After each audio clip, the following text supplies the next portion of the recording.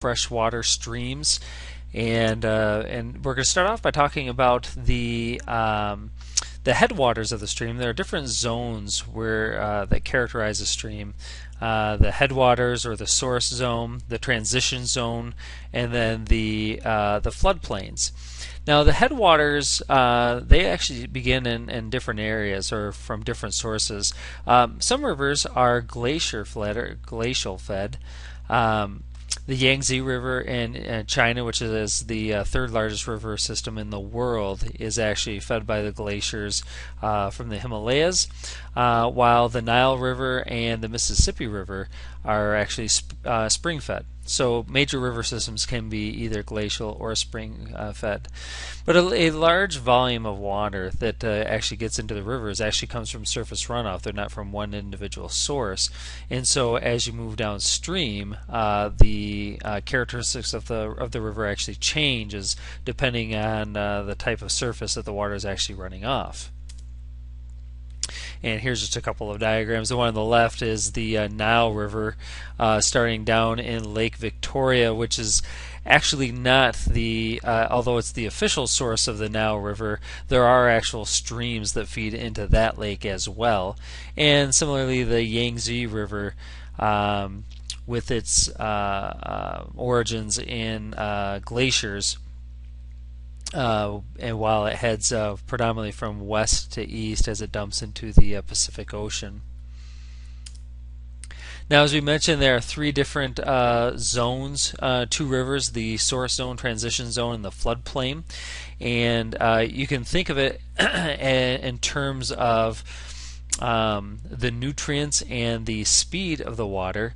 At the source, you're going to have the coldest water, particularly if it's if either whether it's spring fed coming up from the ground or whether it's glacial fed, it's going to be cold water, and because it's cold water, it's going to have a lot of dissolved oxygen in it. Colder waters can hold more dissolved gases in them, and so at that source, you're going to have large amounts of oxygen.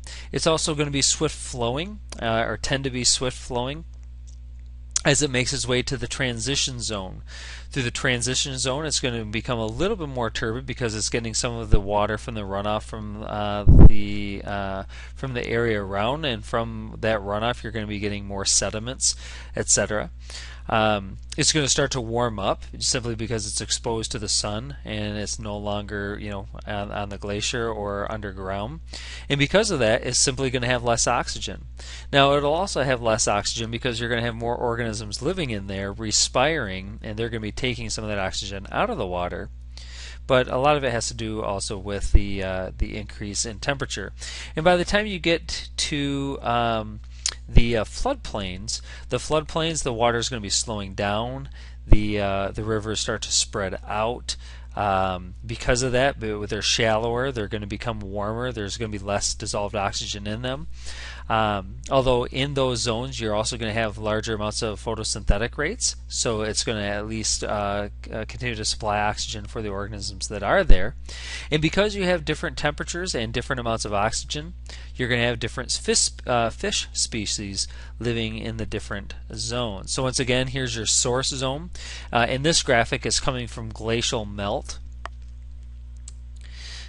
Through the transition zone, again, you're going to have a change. Usually, well, throughout all of the life of the river, you're going to have a change in elevation, and it's going to make its way to the floodplain where things flatten out.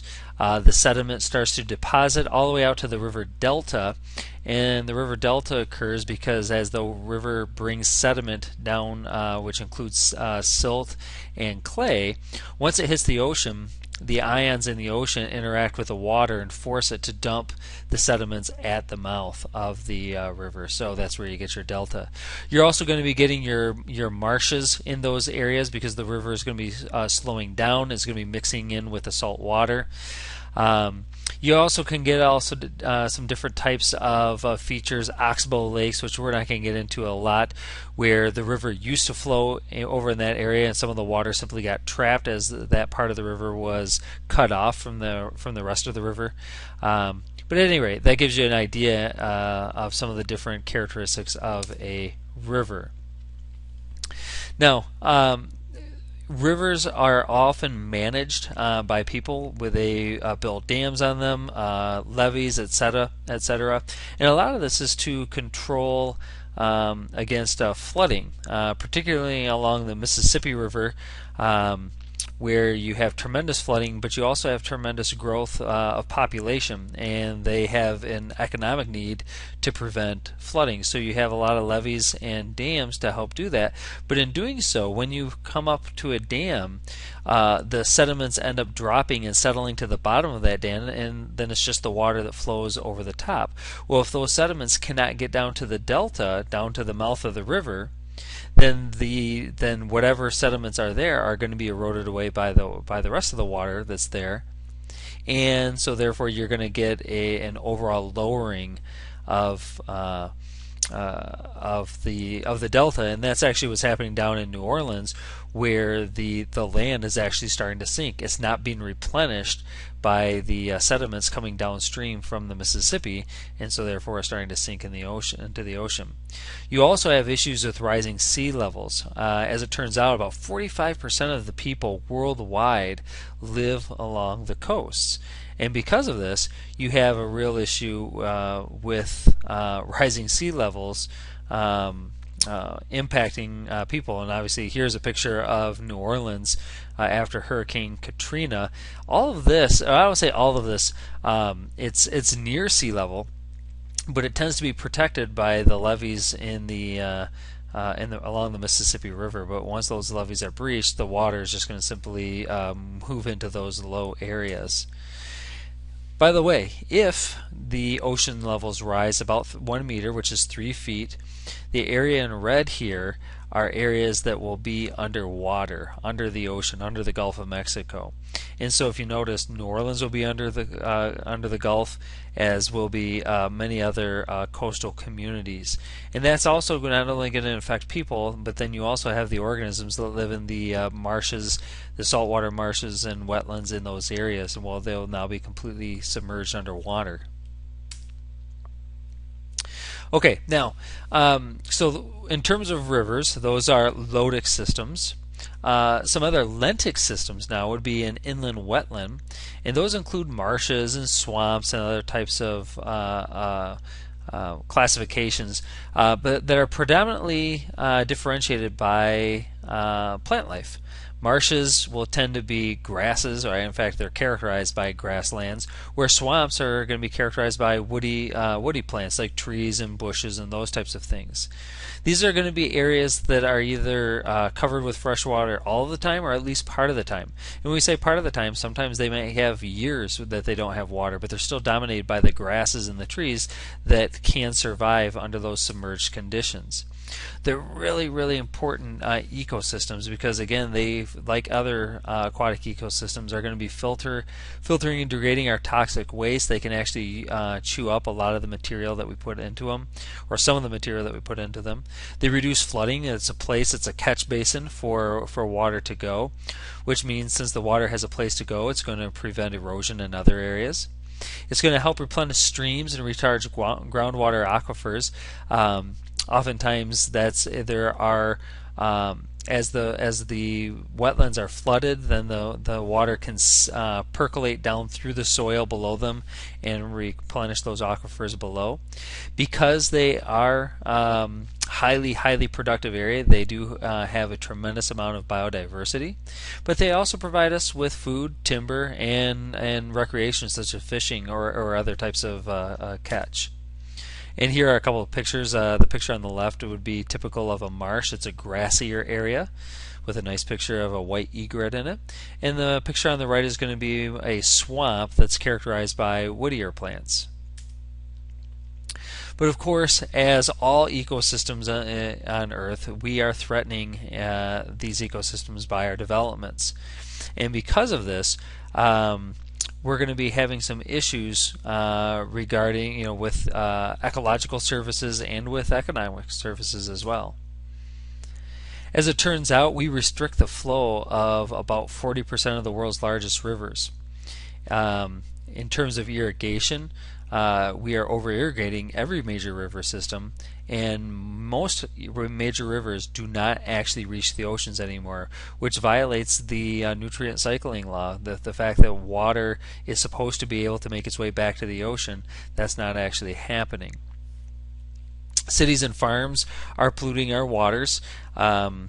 From cities, you have salt that washes off the roads, organics in the form of oils and gasolines and those types of things that wash off the roads, acid rain that falls from the nitrogen oxides and sulfur oxides that come out of our cars, or the coal burning plants that will fall back into the watersheds and eventually make their way into the waterways. Farms, predominantly nitrates, phosphates, that wash off of those. If you recall our conversation on the Chesapeake Bay has been polluted by, among other things, nitrates and phosphates, which create huge algal blooms, which eventually die, decompose, and cause the apoxia or hypoxia zones. And then many of the wetlands have been drained for farmland. Most of them get drained for farmlands. And in fact, Iowa, 99% of their wetlands have been lost as they've been creating farmland. So all of this is important because water, whether it's saltwater or freshwater, accounts for 3/4 of our Earth. And because of the tremendous amount of ecological and environmental services they provide, these are things that we need to monitor, manage, and be concerned about. We are threatening all of our aquatic systems. And just to kind of bring this all together, I think in terms of the coral reef, in terms of the three principles of sustainability. They thrive on solar energy. The algae that it lives in symbiotic relationship with the polyps photosynthesize and provide the energy for those polyps. The polyps participate in nutrient cycling as they sequester carbon from the water to produce the coral themselves. The algae recycles nitrogen and phosphates, among others, as they undergo photosynthesis. And because of the environment that they've created with the coral, they create habitat for a tremendous amount of organisms, and the biodiversity level is very, very high in these areas. You have to remember, in nature, everything is in fact connected. That concludes Chapter 8.